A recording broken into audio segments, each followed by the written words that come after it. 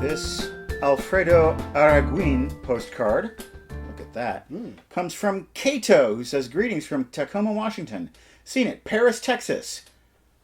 Peterton, photographer whose book I sent you.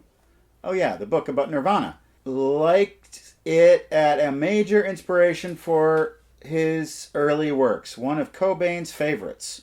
Paris, Texas. I have seen it. I have not seen it. Should I see it? I've seen it a couple times. It's Wim Wenders, Harry Dean Stanton. It's a very languid, melancholy film, but very good nonetheless. And then, changing tones slightly, we've got the Bible Boys here. Who wants to see a witch's titty?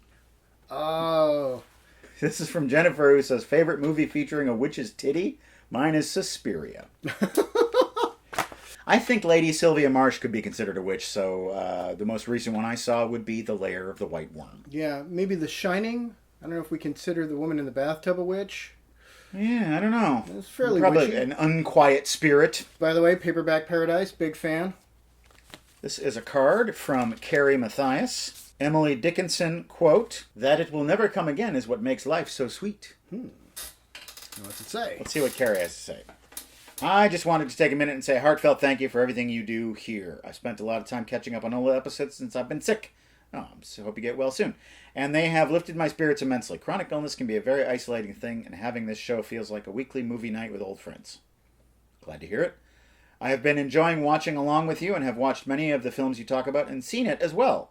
It's been a huge help to me on days that have felt pretty heavy, and I'm so grateful. Well, thank you for the kind words, Carrie, and I hope you're feeling better very soon. People talk a little bit about parasocial relationships and people and like things that we watch that keep us sane and make us happy. And I do feel like the pandemic was a thing that happened that reminded all of us that we all have that. And we all kind of need that. We can look down our nose at that. I mean, some people have it with podcasting or true crime or, things like that. And I don't know. It's just great to be like a part of that in some way. Yeah. And this is another letter from another famous person. This is Il Papa from Vatican City. Uh-oh. I think this is the Pope. Let's see if it's written in English. Mm-hmm. Yeah. See? It's really the Pope. Papal sigil. It's written in Italian. Pope Leo the 14th, right there. Il Papa. I think this first sentence says the Vatican loves fun rangers. Well, thank you for the letter, Your Holiness. When you go to our website, welcometothebasementshow.com, the entire catalog of episodes are there for your perusal. They're always there and available anytime you want them. And there are PayPal donation buttons that you can click on to make a one-time or rolling monthly donation to support this show. Rolling donors are the lifeblood of the basement, and here are some of them. Vincent, Amy, Heather, Jenny, Joel, Mark, Robert, Linnea, Kendall, John, Jawaka Records and Things, Andrew, Corey, David, Chris, Daniel, Vincent, Jeremy, Ryan, Patrick, and Vance. The rest of our donors later in the show. Right now, brand new questions for Rob. Tom Frank, what is your favorite and least favorite thing about Minnesota? Least favorite, I'll just say traffic.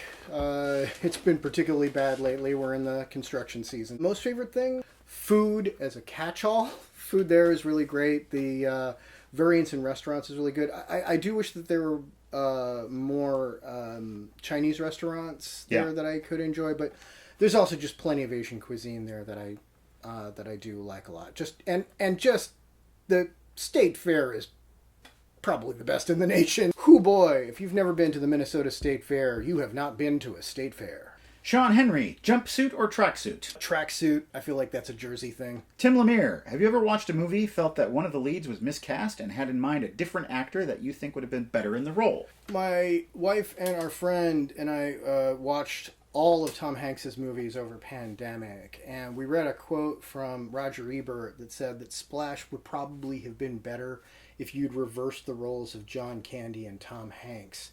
And we came to fully agree with that. The documentary about John Candy is coming out, and every time I think about John Candy, I get a little sad because I do feel like he was about to start the next act of his career after his role in JFK. I think we were probably about to see him kind of make his almost Tom Hanks turn into more serious roles. Yeah. And I would have loved to have seen that. I think he probably had a really terrific villain role in him somewhere. Right. Your mama's as dead as that crab meat. You got the wrong guy, Daddy-O. Robert Soroka. What past or current fast food restaurant chain's real-life history or advertisement in universe lore could be used as an inspiration for a stage play? Is there any other answer other than Waffle House? I feel like that would be my speed. You know, chair throwing and fights. Yeah, the name of the show would be Covered and Smothered. Yeah. David Kuchera, what would be a good double feature of films that have different genres but similar tones? We, for some reason, did a double feature of 2 different Rob Lowe movies, and it ended up being a fantastic double feature. Bad Influence and Masquerade. They're related genres in that one is a mystery and one is a thriller, but they're different enough and take you into enough places, and both have some fantastic twists along the way. Okay. Crow Little, what's your favorite plant? Robert? Adam Fink, where do you get the inspiration for the plays you write? They definitely come from all over. Sometimes it just kind of comes down to what is a thing that annoys me? What makes me really, really mad? I feel like writing this thing about it. So, you know, like just to get this out of my system. Yeah, and I'm going to start at this small place and let it build itself out. Dan Stig Davis, is there any style of horror movie that you don't care for? Any vampire movie in which there are families and factions and like a bajillion characters. Oh, the Smithbergs have been in our generation for years. Wearing leather and sunglasses and speaking very sternly about, you know, about our family's legacy and the blood. And oh, Jesus Christ, throw up high. Vampire movies should be small and shadowy. Yeah. And now it's time for the rest of our monthly donors. Bridget, John, Luke, Elizabeth, Grace, Neil, Brian, Clayton, Samuel, Aaron, the Factory Boys, Simon, Wilson, Jamie, Jay, and Kevin. Let's open those 2 packages and get you on the road. This is from Mercedes in Thornton, Colorado. A letter from Mercedes. It says, no need to read on air. So let me just peruse it real quick. Okay. Went on a European adventure this summer for her anniversary. That's cool. Went on a cruise. There's some pictures here. Oh, we saw depictions of Medusa's severed head. You lived to tell the tale.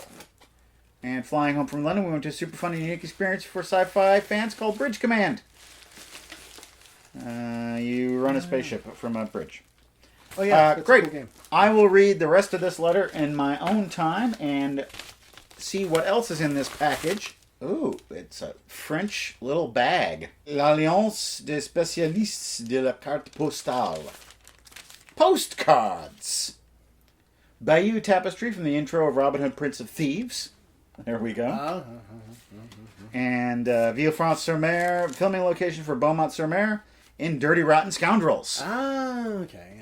You may take the cork off the fork. And then we've got, this is the same historical line as the White Star line, but American owned now by Carnival. And this is Corsica, the birthplace of Napoleon.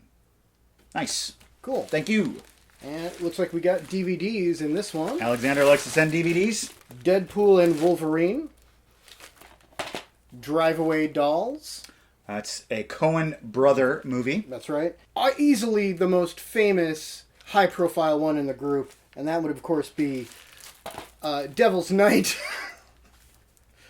Featuring, what's his name from Hercules? Kevin Sorbo. Kevin Sorbo.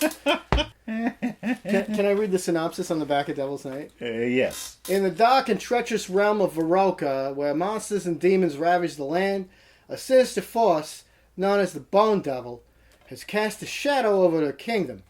Only the Lost Blades can hunt down and eradicate this ancient evil once and for all. I don't feel like that voice and that copy really matched each other. Yeah. Well, I don't feel like this Photoshop is is really matching anything to anything. Have you seen this? Dragway Dolls? No. I've heard mixed things about it. Yeah, I heard it's not good. Yeah. And I've never seen a Deadpool movie. Oh, they're fine. That's what I hear. Yeah. Everyone says they're fine. And I'm like, okay, well, they're fine. I'll find something that's greater than fine. Yeah.